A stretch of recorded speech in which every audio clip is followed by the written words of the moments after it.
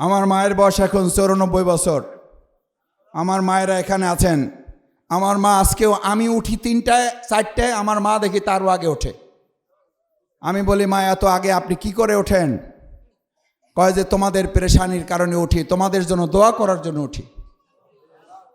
আমাকে ডিবি যখন নির্যাতন করতো বলতো, আপনাকে নির্যাতন করতে কিছু করা যায় না, কারণ আপনার জন্য সম্ভবত কারো দোয়া আছে, আপনার জন্য সম্ভবত বাবা মার দোয়া আছে, আপনার জন্য সম্ভবত এলাকাবাসীর দোয়া আছে। আমি বললাম, ইয়েস, এই শক্তি আমার আছে। আমি ঢাকায় থাকলে আমার মায়ের হাত আমার মাথার উপরে না রেখে আমি ঘর থেকে বের হই না। আমি আজকেও যখন ঘর থেকে বের হয়ে আসছি আমার মা গ্রামের বাড়িতে, আমি আমার মায়ের হাত আমার মাথার উপরে রেখে তারপরে আপনাদের কাছে আসছি, কারণ আমার মায়েরা সম্মান মর্যাদার জাতি, আমাদের মায়ের পায়ের নিচে আল্লাহ বেহেশত রেখেছেন। এই মা বোনদেরকে কেউ অপমান লাঞ্ছিত করে বাউফলে টিকতে পারবে না। আমার মা বোনের এবার সিদ্ধান্ত নিয়েছে তারা ন্যায় ইনসাফ এবং সত্যের পক্ষে তারা ভোট দেবে ইনশাআল্লাহ। ন্যায় এবং ইনসাফের প্রতীক কি?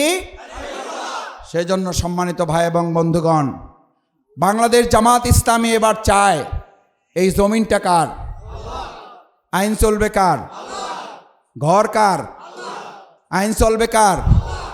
তাহলে এই কথা তো সত্য। এখানে আমাদের হিন্দুরা আছেন, ওনারা মনে করবেন মাসুদ ভাই ইসলাম আসলে আমাদের লাভ কি? এখানে হিন্দু ভাইরা স্বীকৃতি দেবেন, আপনারা ইতিহাস জানেন, নেতৃবৃন্দ আছেন, উচ্চশিক্ষিত হিন্দুরা এখানে আছেন। ইসলাম যখন ছিল না তখন হিন্দুরা যত আরামে ছিল, ইসলাম আসার পর সোনার মদিনায় তারা তার চেয়ে ভালো ছিল না মন্দ ছিল? তাদেরকে প্রস্তাব করা হয়েছিল মুসলমানদের জাকাত দিতে হবে, হিন্দুদের জিজিয়া কর ট্যাক্স দিতে হবে, যদি থাকেন থাকেন, না হলে ভালো জায়গায় অন্য কোথাও পছন্দ করলে চলে যান। একজন ভিন্ন ধর্মাবলম্বী সেখান থেকে অন্য কোথাও যায় নাই, বরং তারা বলেছিল আমরা মায়ের কোলের নিরাপদের মতো এখানে থাকছি। আপনারা জানেন মাওলানা দেলোয়ার হোসেন সাইদি সাহেব পিরোজপুর এলাকায় মুসলমানের চেয়ে হিন্দুর ভোট বেশি না কম?